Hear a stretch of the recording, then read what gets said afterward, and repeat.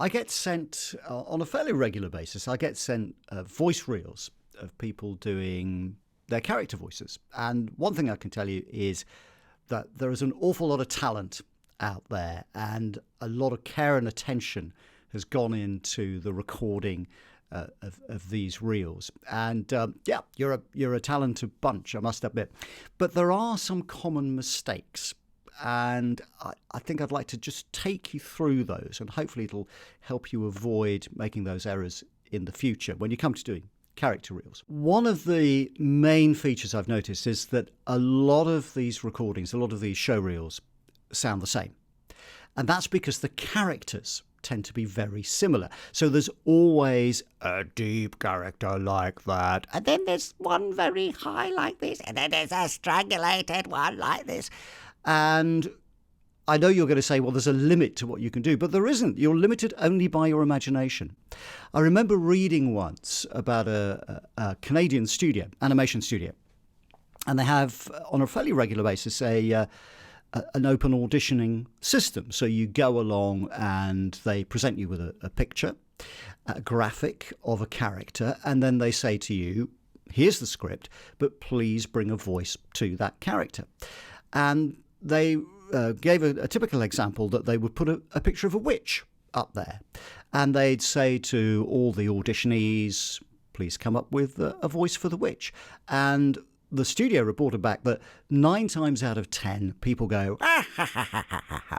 So typical kind of witch voices. And in fact, they don't want that sound.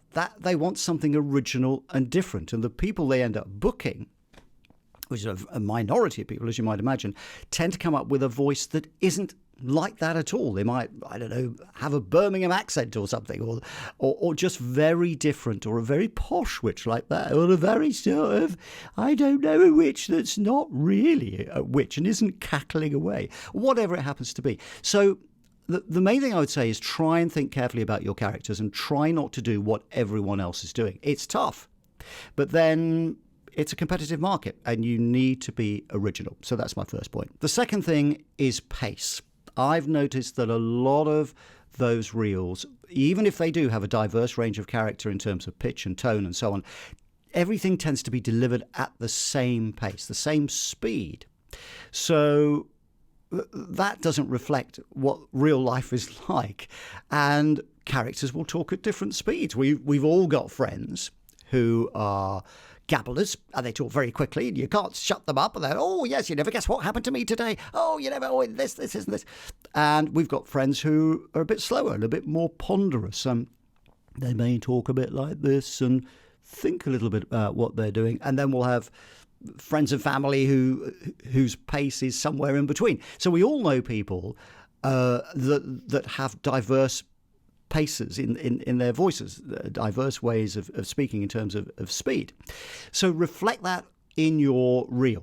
Don't do the same pace over and over again. So something very fast, something very slow, something in between, and, split the difference and so on. Just mix it up a bit. The next thing I've noticed is stereotyping, and this is particularly true with accents. So what some voice talents do is they think, oh, I'll put on a Scottish accent.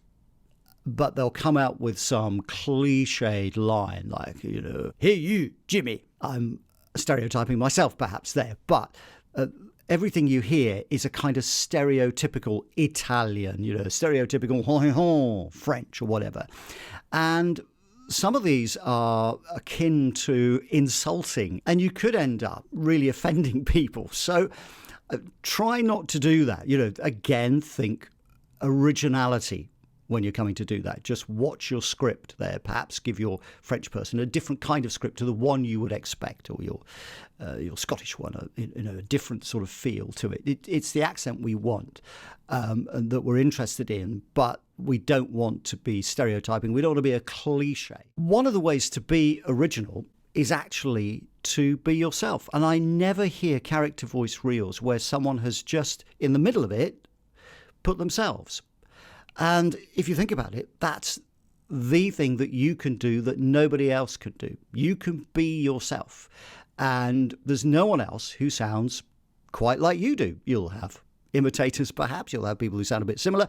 But in the main, you will be absolutely unique. We all are. So don't be afraid to put a little burst of you in that reel. Just you being yourself, reading some silly lines or whatever. But certainly in terms of accent and so on, tone and pitch, it's you. It's how you would speak. So try being yourself. It's hard, but it's definitely something that will make you original. Okay, so those are some of the common mistakes to avoid when doing your character reel. But the main thing is to have fun with it and enjoy it. Don't let me put you off. Just use these as little tips and some gentle advice. All right, thanks very much for watching today. Look after your voice and see you next time.